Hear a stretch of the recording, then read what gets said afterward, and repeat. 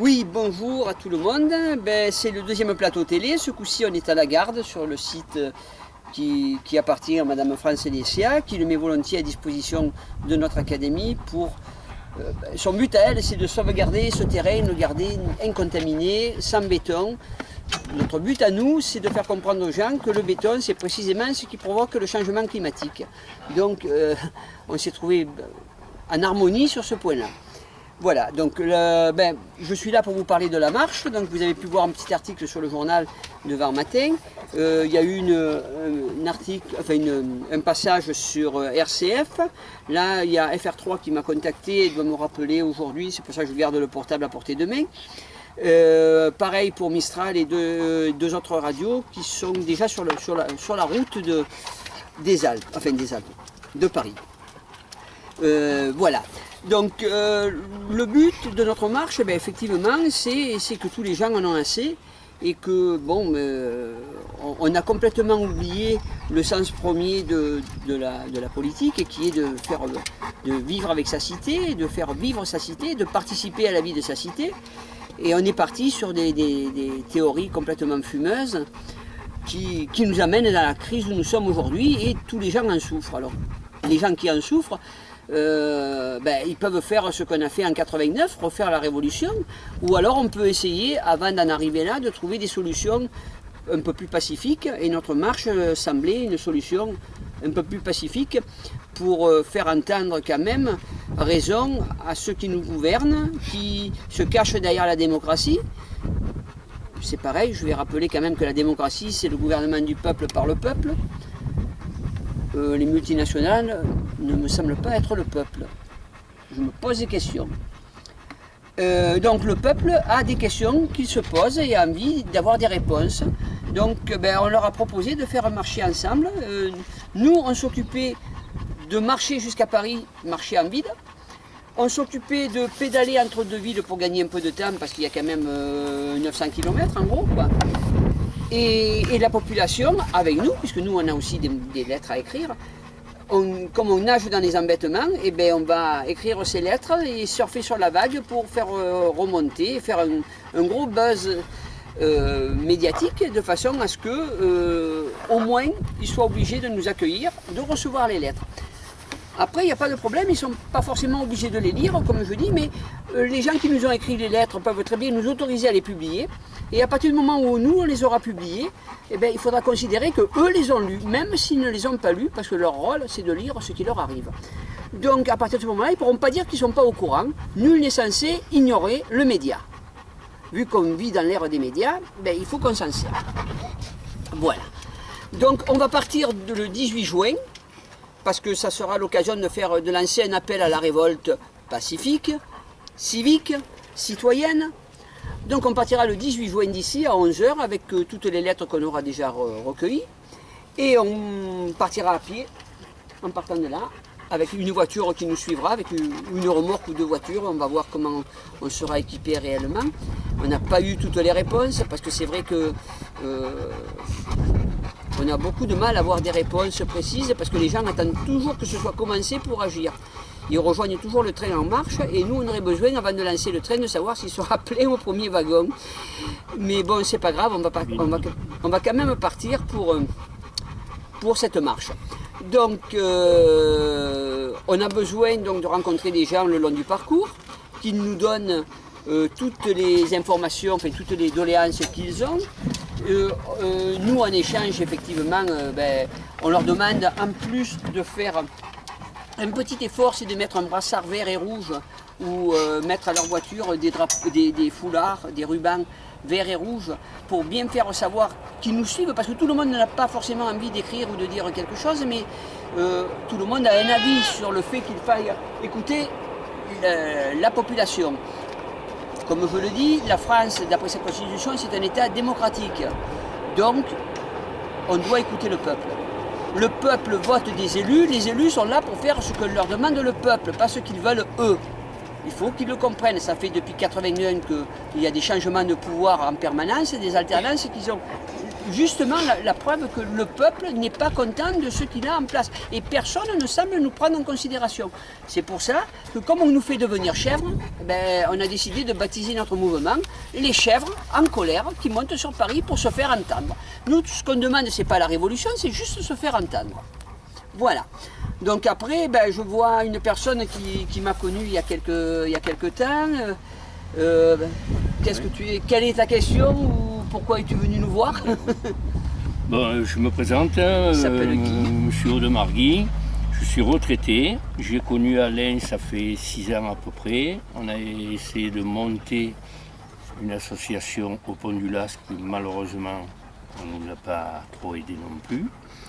Et là j'ai vu qu'il allait faire la marche sur Paris et je me suis proposé de l'aider.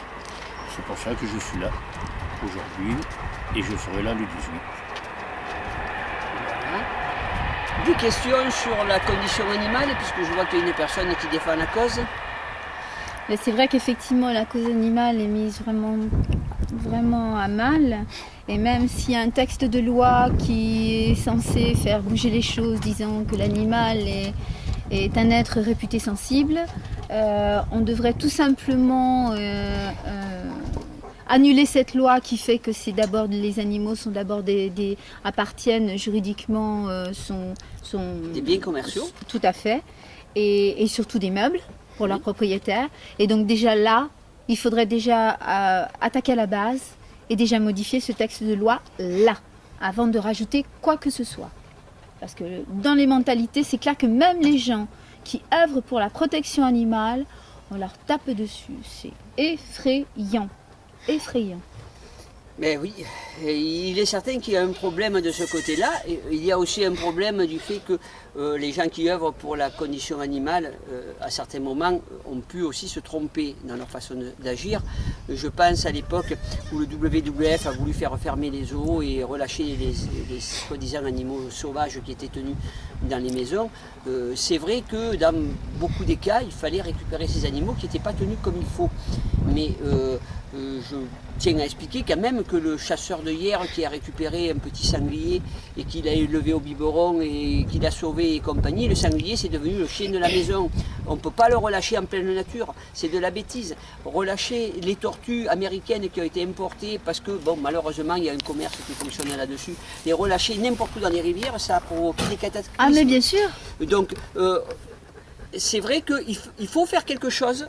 Mais de le faire de façon voilà, réfléchie. Je suis d'accord. Voilà. Et il faut, pardon de te couper Alain, il faut que là, au moins une bonne fois pour toutes, l'animal soit lui le principal acteur et que tout tourne autour de lui et non plus lui tourner autour des hommes. Point. Oui. Remettons les priorités là où elles doivent être. Il est certain que malheureusement, il y a beaucoup de gens qui ont des animaux et qui considèrent l'animal en fonction de leurs sentiments propres. Je vais m'expliquer d'une façon différente. Je veux dire, il fait froid en hiver, on pense que le Saint-Bernard qu'on a dans le salon, il a froid. Je veux dire, le Saint-Bernard, il est équipé pour ne pas avoir froid en hiver. Il faudrait quand même pas. Bon, c'est vrai que quand il est chiot, il y a une période où il est fragile. Quand il devient très vieux, il y a une période où il devient fragile. Mais en dehors, alors quand il est chiot, il y a sa mère qui s'en occupe. C'est pour ça qu'il est important de laisser la mère s'en occuper au moins jusqu'à 2 mois et 3 arrêter mois. dans le. Moi, je dirais 3 mois. 2 mois, c'est le minimum. Enfin, je sais que moi j'ai des huskies, la femelle à 2 mois, elle les a fait courir. Parce qu'il fallait qu'ils apprennent à se débrouiller tout seuls. Et l'husky se débrouille très bien tout seul. Il en devient même dangereux en pleine nature quand il est abandonné. Il ne faut surtout pas abandonner un husky. Les autres chiens non plus, d'ailleurs. Mais ce qu'il faut surtout, ce que je veux faire comprendre aux gens, c'est qu'il ne faut pas considérer l'animal comme un être humain. Il y a une grosse différence, c'est que nous, les sentiments que l'on prête, les animaux n'ont pas les mêmes sentiments que nous. Ils ont des sentiments qui sont souvent plus forts que les nôtres sur certains points, ça s'appelle l'instinct. Ça leur permet d'éviter les bêtises. Ils s'éloignent du rocher qui est en face, ils ne viennent pas, ils s'éloignent de ce rocher quand il y a des feux d'artifice. C'est peut-être pas pour rien, ils sentent un danger. J'ai un chien, il se met sous le lit quand il y a l'orage qui arrive.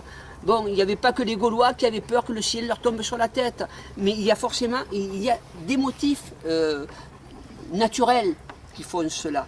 Si on écoutait un petit peu plus la nature, si on la regardait un petit peu mieux, la nature, on éviterait de grosses bêtises que l'on fait, comme cimenter de partout, comme goudronner de partout, comme résoudre le problème de pierre qui roule en mettant du béton. C'est pas une solution. Éclairer de partout pour éviter les attentats, ce n'est pas une solution. Ça empêche la vie nocturne de certains animaux dont on a besoin pour faire fonctionner toute une chaîne alimentaire. Les animaux doivent être traités différemment. Après, la loi, alors là c'est le problème de la société française. Nos politiciens ne savent faire que des commissions et des lois. Mais ils oublient d'effacer les vieilles lois qu'ils avaient faites avant. Donc la nouvelle loi amène un complément à l'ancienne loi qui est toujours applicable. On a des lois, à partir du moment où ils les ont votées comme députés, ils attendent même pas ils en parlent comme si c'était déjà fait. Et on attend. Il y a des lois qui sont passées il y a 3 ans, il n'y a toujours pas eu de décret d'application, donc qui ne sont toujours pas applicables. Alors que nos policiers croient qu'elles doivent être appliquées. Donc on a de gros problèmes légaux à cause de ça aussi. Oui. Enfin, n'oublions pas non plus que maintenant, quand les lois sont votées, comme ces dames et ces messieurs ont l'enveloppe à la fin de l'année, donc maintenant il n'y a plus guère de conflit quand il s'agit de faire voter une loi. Il suffit ils savent qu'ils auront l'enveloppe, qu'ils auront bien travaillé, etc. Donc du coup maintenant, je trouve qu'il n'y a même plus de... J'ai la sensation en tout cas qu'il n'y a plus de comment dirais-je, c'est pas un contre-pouvoir, mais qu'il n'y a pas d'opposition justement quand les lois doivent être votées, quoi. Avant, il y avait des débats. Je vais faire une petite digression, je voulais pas la faire, mais bon, vu l'argument et vu qu'il y aura peu de personnes pour poser des questions, on va pouvoir se permettre de la faire. Ça demanderait un débat complet, ce que je vais dire maintenant. Oui. Hein. Mais je vais prendre plusieurs points. La défense animale, où il y a à peu près 80% de la population qui aime les animaux, soyons clairs. Certains ne les veulent pas forcément chez eux parce qu'ils ne tiennent pas à avoir un chat ou un chien dans la maison, mais ils aiment les animaux. Quand ils les voient dehors, ils passent, ils voient une chèvre, ils veulent la caresser, mais ils garderont certainement pas une chèvre à la maison. Donc il y a beaucoup de gens qui aiment les animaux. Il y a tout le monde qui est d'accord qu'il faudrait qu'on fasse un référendum d'initiative populaire. Il y a tout le monde qui est d'accord pour que le vote blanc soit pris en considération. Il y a tout le monde qui est d'accord pour qu'il n'y ait pas de cumul d'emplois. Ça permettrait de mieux répartir le travail, d'avoir des personnes beaucoup plus présentes et d'avoir du travail pour plus de monde s'il n'y avait pas de cumul de charges. Bon, ça c'est pour la population. Nos politiciens, quand on interroge, et j'ai été en campagne électorale, donc je sais de quoi je parle, pour avoir eu à répondre à ces questions, entre autres, quand on les interroge, on se rend compte qu'ils sont tous d'accord pour le vote blanc, ils sont tous d'accord pour le non-cumul des mandats, ils sont tous d'accord pour la condition animale. Il n'y a aucun problème pour toutes ces choses-là. Ces 4 arguments, ils sont tout à fait d'accord. Le problème, il est où? Il est que nos politiciens souffrent du syndrome du chat. Pardon? Le syndrome du chat, c'est un syndrome tout simple. Le chat, vous le prenez dans votre maison parce que vous avez des souris. Parce que le voisin a des poules, donc il y a des souris qui rentrent chez vous. Vous prenez un chat. Le chat vous débarrasse de 4 ou 5 souris, et puis il s'arrête de débarrasser des souris.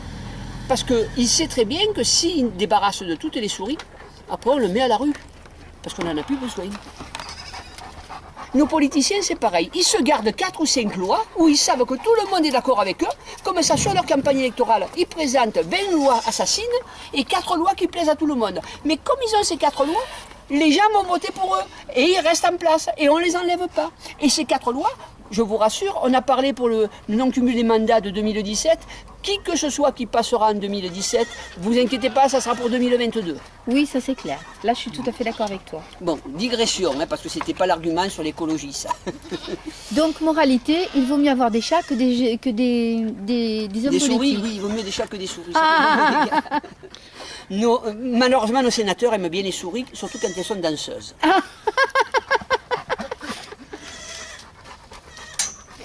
Ok. Voilà.